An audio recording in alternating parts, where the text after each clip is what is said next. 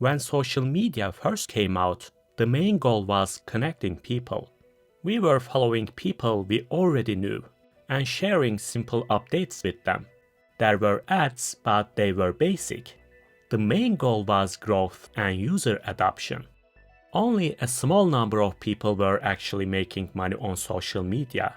If you wanted to earn money by sharing content, the best option was to start a YouTube channel. But as platforms scaled, we started hearing something we are all quite familiar with right now: the algorithm. The main goal started shifting toward holding the user's attention for as long as possible.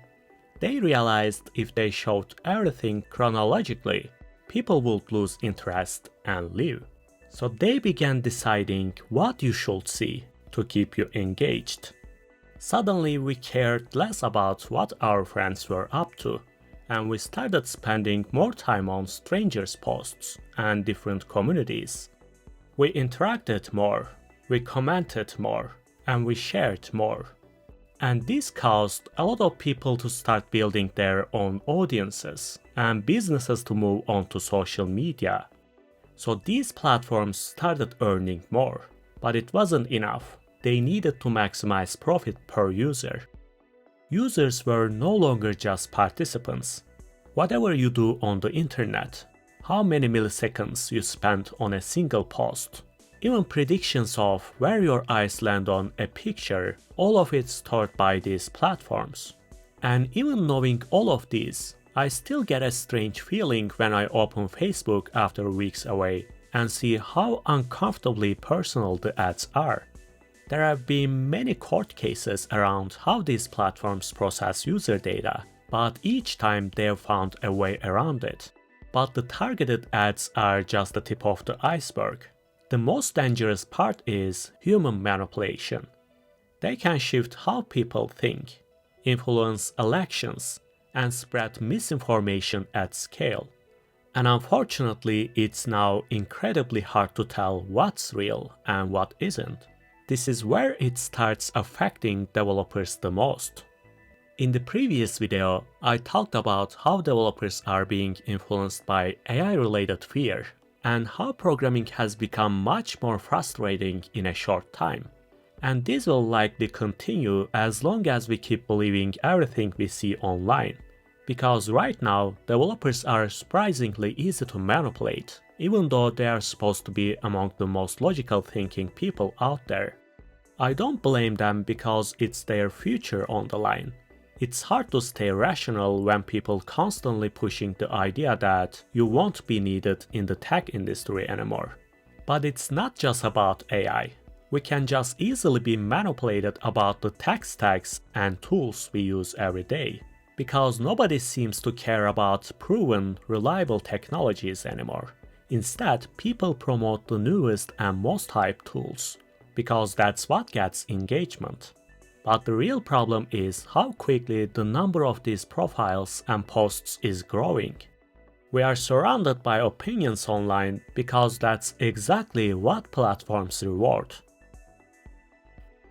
Around 2020, platforms started paying creators directly through engagement-based rewards, ad revenue sharing, and subscriptions. But this wasn't about improving content quality or sharing meaningful information. It was about maximizing engagement and time spent. So more and more people jumped on the hype train and became content creators. I won't even get into the general cringe fest on social media, but let's talk about how this specifically affected developers.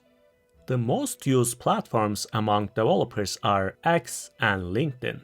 Of course, YouTube is still the most popular, but it's been running the same monetization model for over 2 decades, and it's not as easy to get attention there as it is to write a viral post on X. After Twitter's acquisition, the platform changed significantly, becoming more controversial. Because controversy drives engagement. That's why useful content often gets ignored while meaningless arguments, never-ending debates, and low-effort posts take over the feed. And after the introduction of revenue sharing, even more people started creating this kind of content. If you want to get paid, it's simple. Start a heated discussion or post about how some new AI tool will change everything and tell people they will fall behind if they don't use it right now. These posts play on developers' fears, offering hope that they will stay relevant if they follow along or fall behind if they don't. And now there's a growing trend of make money with AI content, essentially teaching people how to generate AI content and sell it to others, which is just a polished way of saying here is how to scam people. And then there is the article writing trend. If you spent any time on X, you have probably seen this article. It blew up so fast that people started mass producing articles that all looked identical. Same structure, same cover image style. They don't even bother to change the template. Now your feed is flooded with self-improvement and productivity articles and videos written entirely by ChatGPT. Medium used to be one of my favorite websites. I read hundreds of great articles on there. Now it's almost unreadable. You have to dig through pages of AI slop just to find one article a real person actually wrote. Because they pay creators by engagement. Everything on the internet is getting worse. Bots are creating posts and comments. People who have never read a book are writing articles. People who have learned one automation tool are calling themselves AI experts. And people without real development experience are giving programming advice. A couple of years ago, when you wanted advice from senior developers or when you asked them a question, you'd almost always get the same annoying answer. It depends. It depends on what you are building. It depends on what you want to achieve. It depends on your long-term plan.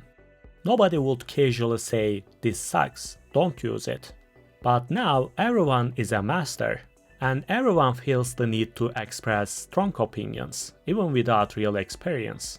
Because if you buy a blue verification badge, you are suddenly an important person. The way many of these people make money isn't by building useful products, it's by getting attention, by showing how they use the latest tools. Recently, I came across a YouTube channel where a guy shows how burgers are made at McDonald's, and it gets millions of views.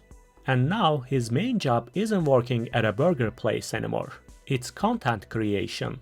If people get tired of watching burgers, he'll probably switch to another restaurant and start making different food. That's exactly how you should think about a lot of these creators. Their only goal is to ride the hype and create content, that's it. And if you follow their advice, you'll probably be pretty disappointed when your vibe-coded AI habit tracker or AI-generated YouTube channel makes exactly $0 at the end of the year, while you are still paying off your new Mac Mini.